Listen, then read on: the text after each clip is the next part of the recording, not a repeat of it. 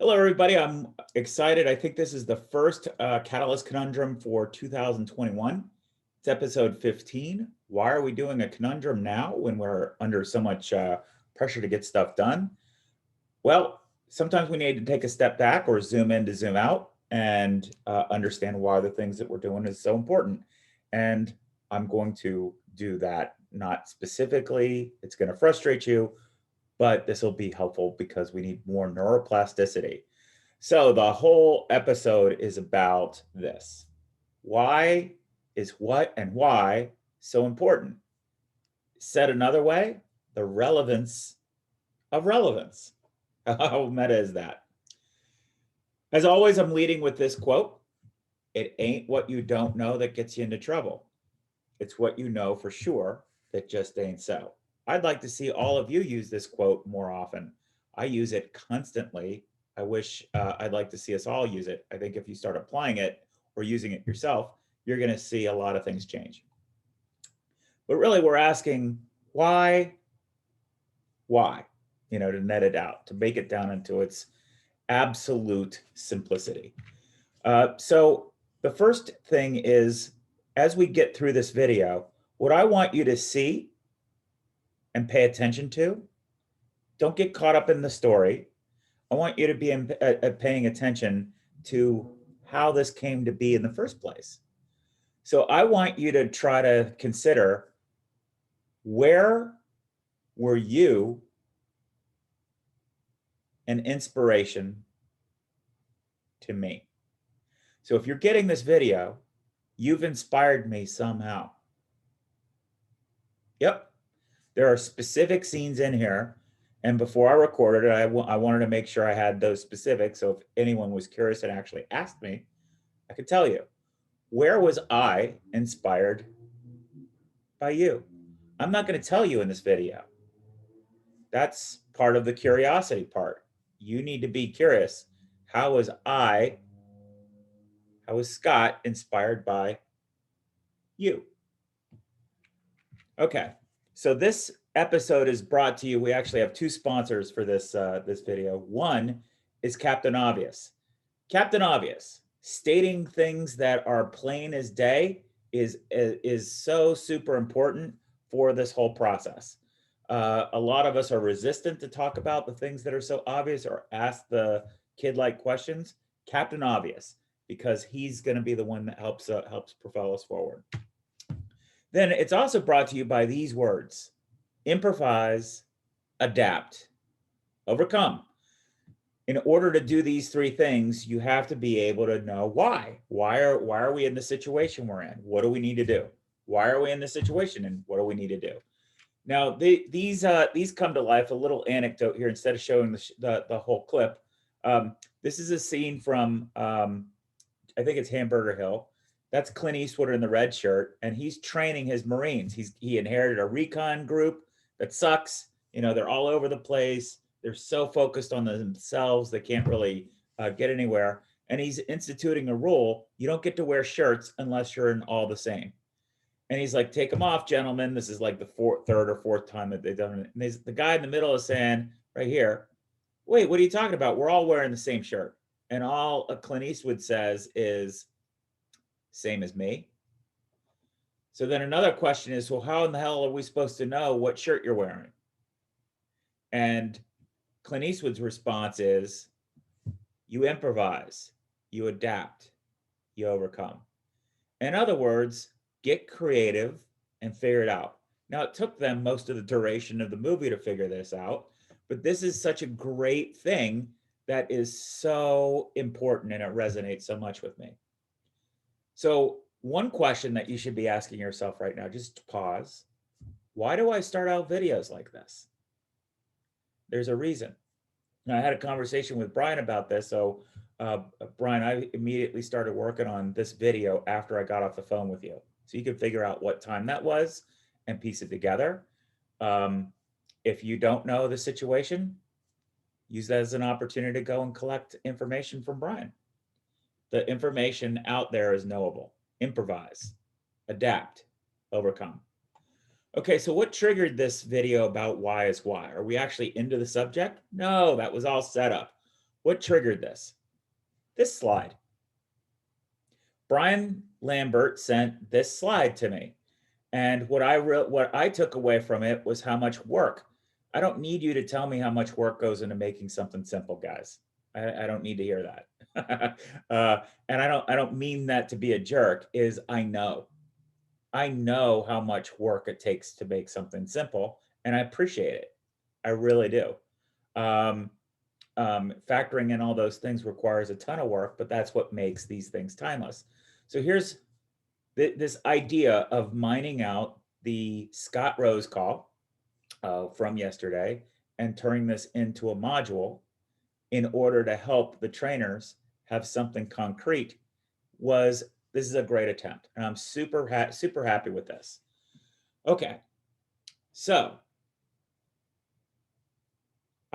in the conversation I had with Brian, I asked him some questions. So I'm going to ask you guys these questions. Why do you think Scott Rose was so engaged? Why do you think Scott Rose was so engaged? Now I'm not going to delay it a minute. Things you can pause here if you want to respond, which would be great. Why did I share what I shared? At each moment in time, I shared different things. Why? Was I driving off of my agenda, or was I responding to Scott? Why was it so easy for him to follow? Now, I don't know whether it was easy for you to follow. That's sort of the storyboarding process. But why was it so easy for him to follow? How long did I prepare for the Scott Rose video? Do you think I just do this stuff? Am I just always prepared? When do I start preparing for things? So these were all questions that, to me, I think you should be asking, because this is going to get us the results to make many more things like this. The answer is in the conversations. The answer isn't in all this other stuff. All this other stuff is sort of the tools to help do it. So really what we're after is about sparking curiosity, and why and what is the fuel that drives curiosity. So what I wanted to do is zoom in on this. One thing that I was really happy to see Brian do is use some of the structures that we used before. Now, it would be great if we came up with a simple graphical viewpoint of from what to what. So it's super obvious, like it's branded, if you will. But he used this, and now we can zoom in on just this one thing. Let's forget about everything else, and let's just zoom in on from what to what. Why? Why is from what to what so important? From what to what, if you think about it, it's just this simple, right? You go A to B.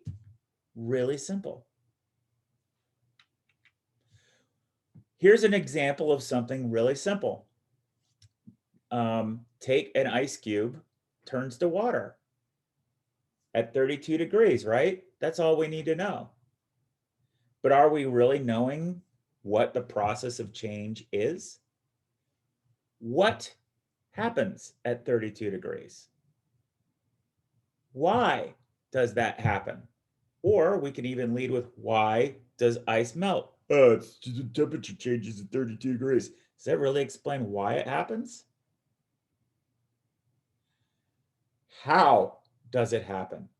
How does ice literally become water? It's transforming from a completely different state. How does it happen? Where does the transformation happen? And I'm using who, but think about it this way: like, what are the specific agents within ice? What is actually changing? What are the things that are being acted upon? And when will it change? Think about these questions. Am I going to pay these off for you? No, I'm not. These are all knowable things. You can go and Google them. But what I'd like you to do is think of this. Maybe even do this exercise.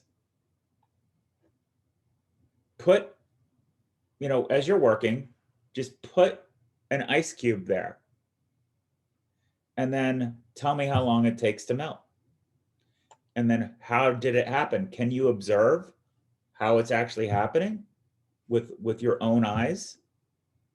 Can you answer all of these questions? How would you answer these questions? So why is this so important? If you can't describe how ice turns into water, how can you drive transformational change in a company or even in yourself? The reason I'm highlighting this analogy is ice is a physical thing that we've been exposed to and we're super familiar with.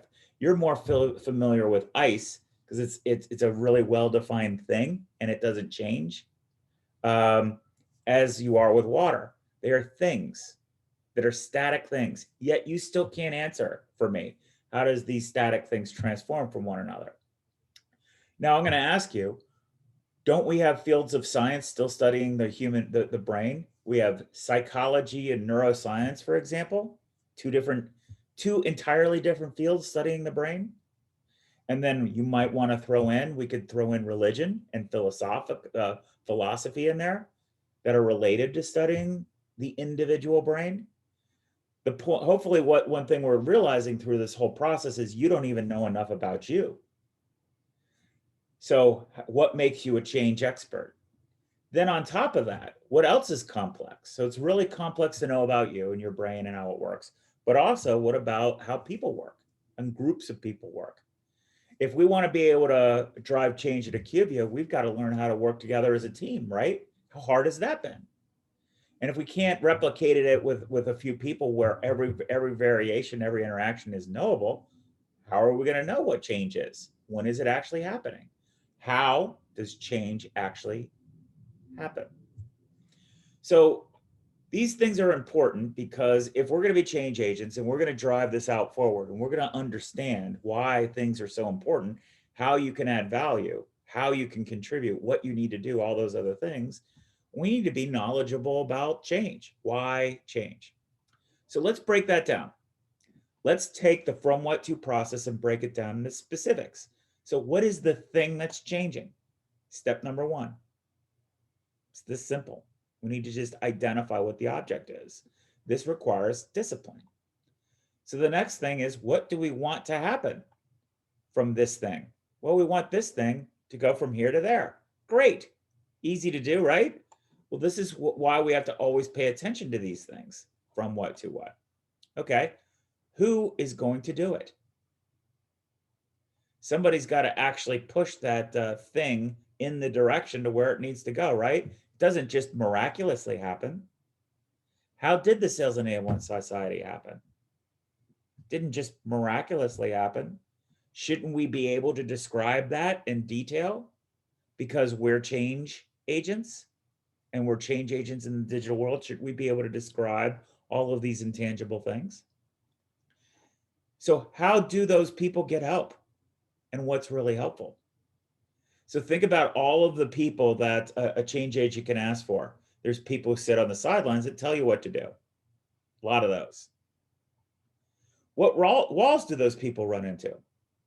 Well, you're going to get a whole bunch of people who put barriers up to prevent that change from happening. Then you might have your own team. What about their own team? Well, some people want to say, I want to help, but I need to be told what to do. What are other people about their team? Some people are like, I don't get it. I don't get it. I don't get it. I don't get it. I'm out. Or, the fight, fright, or freeze part. What are other people of the team? I'm going to do the minimum. I told you not to do this in the first place. I'm going to kick back, watch you, watch all you people toil away. What about other people on the team? Woo, look at this shiny object over here. So this could be any team, right? Hopefully we can be humorous about it and see some of these behaviors in our own part, but why does this happen? What about the effort and change? So it's not just that they're not getting any help pushing it, and pushing on a flat surface, a big heavy ball is difficult enough, but you also have people who are resisting it, but we're not changing that. We're pushing a ball up a hill. So it's going to get harder and harder and harder as time goes on. What about pivotal moments? What happens here? How many people here who are holding this thing up decide to quit at this moment in time? And then that creates the inertia to let this ball push down forward. Hopefully we relate that to the change curve. That's the bottom, the pit of despair, the slope of disillusionment. If you don't have people up here holding it up, this ball is going to come back and squash everybody. Just squash everybody. What good is that? What scale? So even when you get to try to drive it forward, sometimes the momentum of the ball itself takes a life of its own. Haven't we felt that just with the the guides with the growth strategies with Acuvia? It's like, oh my gosh, we don't want to stand in the way of preventing it from being diffused, but it's, the nature is going to make it go forward, and how do we drive it forward? These should be really knowable, right? This little simple storyboard. Boom, there's boom, boom, boom. Right? So now what I'm going to do is I'm going to unpack this a little bit, because what I've given you is a simple storyboard. It's a simple storyboard that happens all the time. What's useful, where I need help, is to fill in those details so that we can make it more concrete to people, because as simple as I'm articulating it here, which I have to keep in my brain, this doesn't resonate because it's too simple for people, right? So that's one area where you need to help. Let me give you some tools to help you do that. So I think a lot of you know that The Chaos Imperative is a book that resonated with me. So one way that you can help is to unpack Brian. Why did he think I would like this book? Because I did a lot with this. So much so that I built the whole, much of the Sales Enablement Society on it. So I know this in depth. These are all, you can ask me every why question there is known to man about the Chaos Imperative, and I can answer it for you. But let's break that book down. We're not going to do a whole book review. There's basically three basic ideas in this book that are relevant to us. One is to create white space. So you get so operationally focused that you can't innovate. So hopefully you guys have heard me use the analogy of, would the people on the Apollo mission be able to work at Exxon? The people who work at Exxon, who can convert, who can extract oil out of Saudi Arabia, put it on big trucks, or not trucks, boats, get it into Houston or New Jersey, have it refined, pipeline shipped, put into trucks, load it into your local gas station so that you can get it for $2.50, is amazing. It's also amazing to invent from scratch the ability to go to the moon. Guess what? Those are two completely different thoughts. And business is consumed with the operational excellence part, and not enough with the people who could be the moonshot people. So we got to be able to create white space. You can't say white space in a company, right? So how do we make that idea concrete? Organized serendipity is another principle in the book. And basically what it is you create really tight controls, moments of chaos where people collaborate. This is related to design thinking. This is why we want slides. This is why you need to get interacting with these videos. The more we do things to break down what we know for sure, the better off it is, because what happens is the best ideas emerge. And that's what we want, is we want to create laboratories for the best ideas to emerge, not what Scott wants or what we think somebody else wants. That's the opposite of freedom of thought. And then the other idea is you want to attract unusual suspects. The quote unquote experts and the like tend to be so rigid in their thinking that you want to collect people who think differently and ask them, why do they think that is. So all three of these things resonate with me.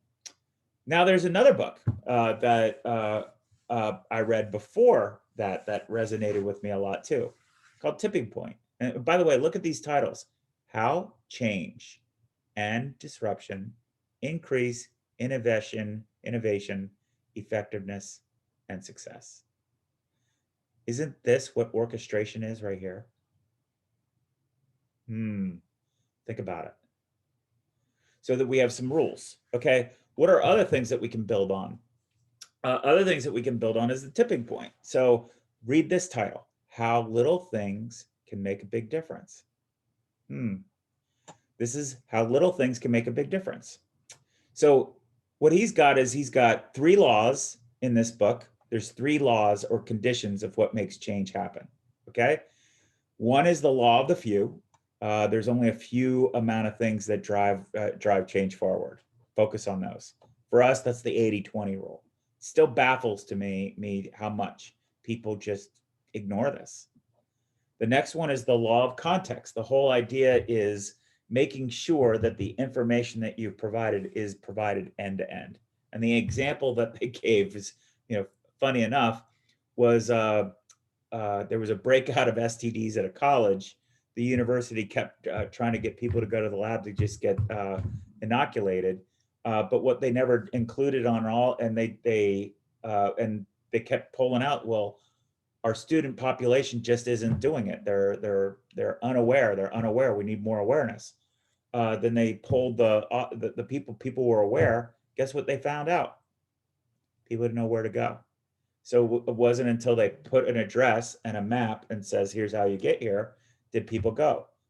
Those are the obvious oversights that we tend to overlook when we're so caught up in our own thinking.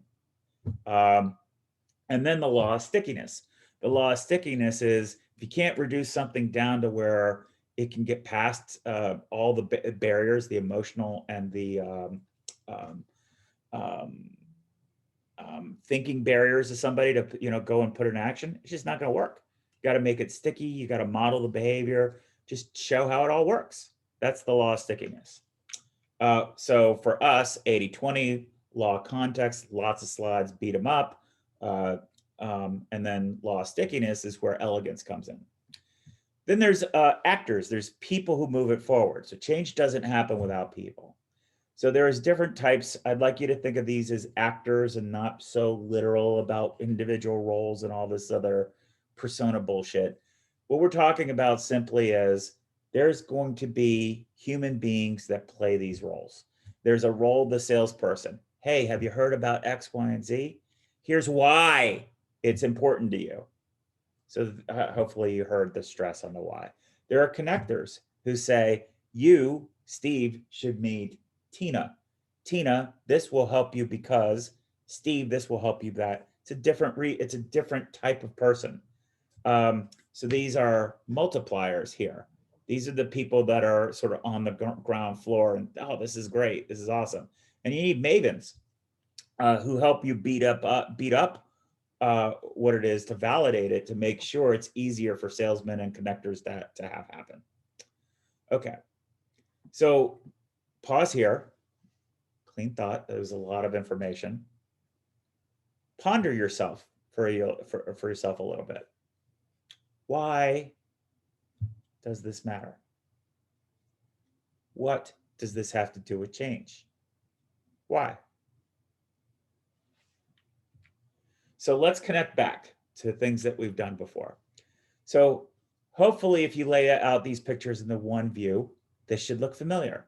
Immediately, what comes to mind when you see it laid out this way? I hope you put Act 1, Act 2, Act 3 up there. We manage this like a movie because movies and stories are human-based. You have to get this into your head that the way that we're running these projects has to be like a series of acts, and we need different things for different ways. Just as you can put it in your head, well, duh, we need to have different stuff when we're at stage 1 of pushing a rock up a hill. And duh, we can't, I can't let go because right now, I got to keep pushing forward. I can't disengage because right now the rock is at the highest moment. Or, oh, we can't just let this rock roll down the hill because it might crush the villagers behind it. These are like so obvious if we can just put ourselves in these emotive or realistic or whatever these situations that are just so basic and simple. Okay. But here's the other thing that's happening. This also happens in the prototype stage. You go through that journey, and then we're going to run into resistance to move it into the other side, or move into the resistance. Let's just get it to scale. Like all these things. So we need to create the space here and organize the prototype, because we're going to have to repeat the same act again in the preparation stage. Only this time we know some of the information, and now it's about knowledge transfer. So as you can see, we're struggling with the knowledge transfer, right? So now that this is exposed and clear, how do we put it into a package so that the rest of us can understand? And then finally, the scale part is also going to follow the same approach, because there's going to be different barriers, different resistant barriers at each one. And we need to just highlight that out and find a way to bring them up. Okay, now that we know why, what am I going to say next? What do I do? So this is what do I do, Scott? So I think about every change initiative this simply. So I think about it, prototype the movie, act 1, act 2, act 3. I know what's going to happen. I know. How do I know? Why do I know what's going to happen? See how important why and what is? If you understood why I knew what I knew, you'll do more of what I ask you to do. If you don't know why I know what I know, then you're going to resist it. And the more we share why we know why we know, the more we write down why we know what we know, the more opportunities we're going to have to remain in control of this ball pushing process. That's change management, guys. So what I also do is I try to cast up or set up the movie using these principles, but I don't use these words ever. Ever. I learned you can't use these words. You can't, there's certain words you just cannot use because it causes people to go batshit crazy. So I have learned the hard way why words matter, why role playing out the things that you need to do as a team. And it's frustrating for people if you don't know why. But there's a why and why I'm doing these things. And the more you recognize there is a huge amount of whys and don't make assumptions and don't get frustrated, then we're going to move faster and faster and faster. Why is the elixir? If we don't know why, if we can't explain why ice turns to water, how are you going to be able to say you're a change agent? And how can you be empathetic with change agents? How do we share this information? This is all part of what we need to be thinking about. If you want to see examples of this end-to-end that we can mine, or there's the whole SES story, how change actually happens exercise, the Townsend meeting, Omnitracks, and what we're doing with Acuvia. If you look at it through this lens, this is knowable. We need to mine the information. You need to be curious of why through your role and build the things so that we make it more clear for other people. Okay, then the other part then is, act 1. How do I figure out what's done in each act? Well, here's what I do. I ask myself, am I following these laws? And I keep it specific just to the box. Act 1. I'm in act 1. What do I need to do here? And I follow the rule of the few, and I'm connecting it back to things that we've shared before, right? Law of the few, discipline. Discipline is your biggest enabler to not have to do more work. Discipline is not about doing what you're told. Discipline is your enabler to discipline is the key to your freedom. It is not the mechanism of your control. It's the key to your freedom. In order to make things context, we have to do the tedious work. It is also a key to freedom because it allows people to be contextually relevant. And the key to stickiness is elegance.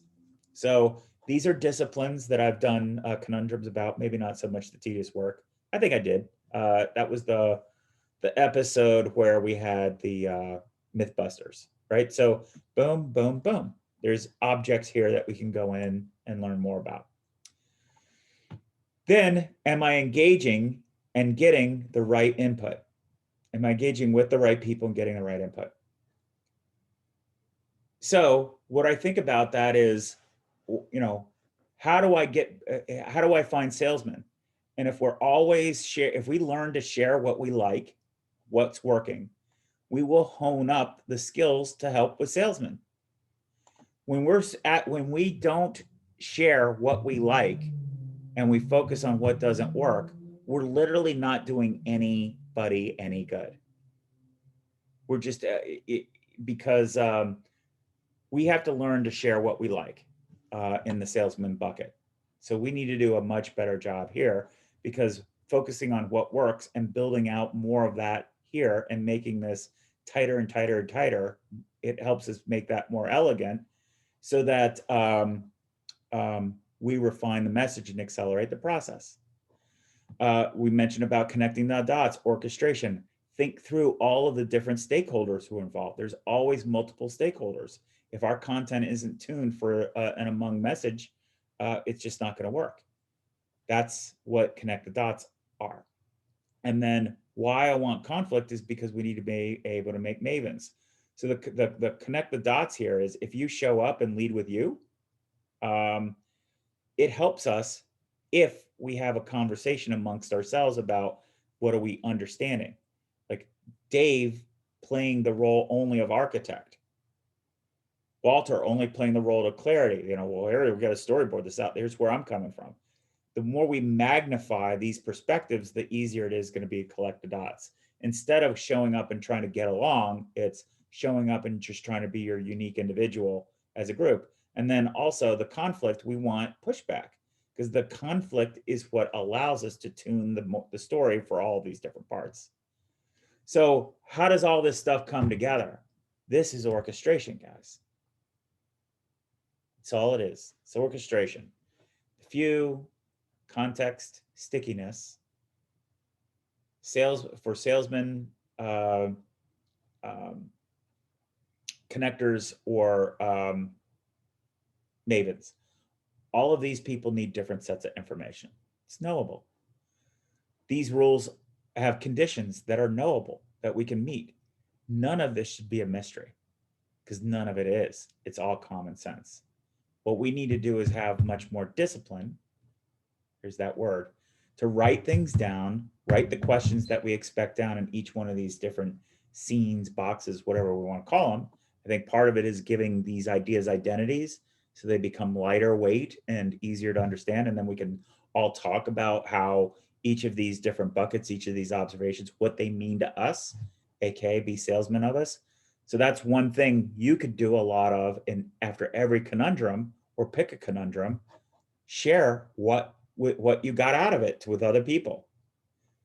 Be curious of how it connects with other people. How would you connect this to other people? How would you recommend different parts of conundrums to different people? And then how do you challenge the parts of the conundrums? I get it. I've heard it before. I wish these things were shorter. Great. That's not helpful. If you give me a critique on what I can put out there to make it shorter, then I can do that. But telling me I need to make it shorter adds no value. Duh. No shit. Of course I would love to make it shorter. So that's the point, right? We need more logical conflict. So think about this as debate. Think about this as showing up in your meetings and being curious about what your teammates are. And think about this one as, what can I do to highlight more what works? So basically what we've got is a situation here where people resist orchestration. How do you know whether you're resisting orchestration or not? How much do you say the word? How much do you use this picture? How much do you break things down based on it? What do you think? How much time have you spent on orchestration? So the Why is it that's the case? Well, you're a human being. And guess what? It's easy for anybody to judge somebody else on productitis, but you don't realize that you have that yourself. If you act like the A's inside your head or the Yankees out inside your head, you're going to lose to the Yankees outside. You have to recognize that the team strength of staying dedicated and focused to playing like the A's inside and not the Yankees is a team thing, but it's also a personal thing. So the things that you're dealing with are twofold: the psychology of yourself, the inner talk track of all the crap. Oh, I'm never good enough. Like all that talk, and I am purposely mocking that because I want you to mock your inner dialogue that is negative on you. I don't want to hear it. You sure as shit don't want to hear it. And I don't think you realize how much it permeates what you do and what you talk about. Because I listened to your responses, all of yours, and you would be amazed if I took a scorecard of how much negative thoughts you've got versus how many positive thoughts you've got. And I don't want, you're not on this team, and I don't like working with you because I think you suck. I think you're great. So why are you making me dwell in the things that you are not thinking you're great over? It's like fucked up, right? And that's the thing that we have to confront as a team because it's too hard to do it by yourself. So that's what sociology is, man. Sociology is we want to unite together to elevate. We exist. That's why we have 7 principles. And if we follow the principles, it kicks in, it works. When we make it all about ourselves and our deliverables and what we don't understand, and we choose to engage or we choose to not do the teamwork or the engagements or whatever, or make the videos even as stupid as it sounds, if we don't do it, guess what? You're on your own. You're on your own island, and we don't work on this scale. So think about this is twofold, right? There's your own baggage that we bring to bear, and I'm just as guilty of it as anybody else. I put up barriers to doing this too, because I'm a human being too. All of this is brand new. It's innovation, for fuck's sake, guys. We can't know for sure. And if we do know for sure, what happens if it just ain't so? So we got to let go of the know for sure and get comfortable being uncomfortable. And that's super hard. So we need to create order around it, discipline and order around it to allow ourselves the space to actually let go of the certainty that we know for sure that just ain't so. So if you look around this, haven't you seen our team do all these kinds of things too? And that I'm not saying this to say, oh, whoa, boy, look how bad we are. That's the stinking thinking over here. What I'm highlighting is look at the universal nature of this process. And how do I know this? Why does this happen? If we know why this happens and can document it, everybody calms the fuck down. They calm the fuck down on our own team. It allows us to say, oh, here's why what's happening, not more stuff. Giving people more stuff only makes people a little bit comfortable in the moment. It is the enabling bad way, right? It's giving a drug addiction versus enabling the good way, saying, let's explain why we're here. We're the doctors. We're the change agents. We know this is how it's going to flow down. This is why building out the storyboard is so important. The other thing here is that what sets you free is the discipline. The slides set you free. The slides set you free because it helps us all see where you have, the fuzzy, the stinking thinking. But also, if we don't have slides, we don't have mechanisms to start connecting the dots across all of these different things. So there it is. This is why slides are important. This is why understanding why is so important, and why understanding how all this stuff works is important. But boom, look at all these different things. I hope every one of you can see that I'm talking to you individually because I've incorporated so much here. But fundamentally, this understanding this.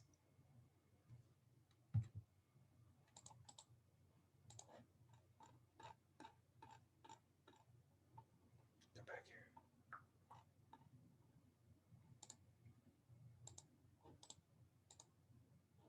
And this are similar. The key of ice is that the melting happens at a molecular level. There are different states. It has to do with how quickly the molecules within water move together.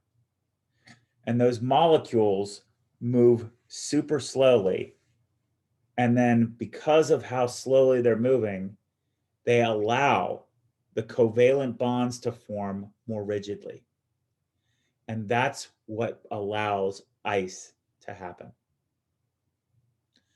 What's interesting about that is at 32 degrees and between 32 degrees and 212 degrees, yes, the molecules move more quickly, but at 32 degrees, the molecules move fast enough to where they can no longer form on each other. So you can still have super cold water or super hot water, but it still operates in that stasis. So you can imagine this as what's the perfect condition for a glass of water is, whatever it is for you, right?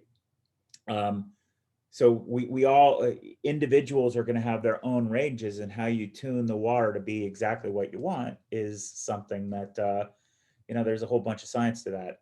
I don't want to get into that. Being a swimmer, I know a lot about water. So, but the point that I'm trying to make is we can get really curious about this. The point is we need to make sure we're clear on the atomic level of what change is, and how does clarity think about this, because we don't want clarity worrying about everything, because clarity's head's going to explode if he worries about everything. Let's just get it about storyboarding.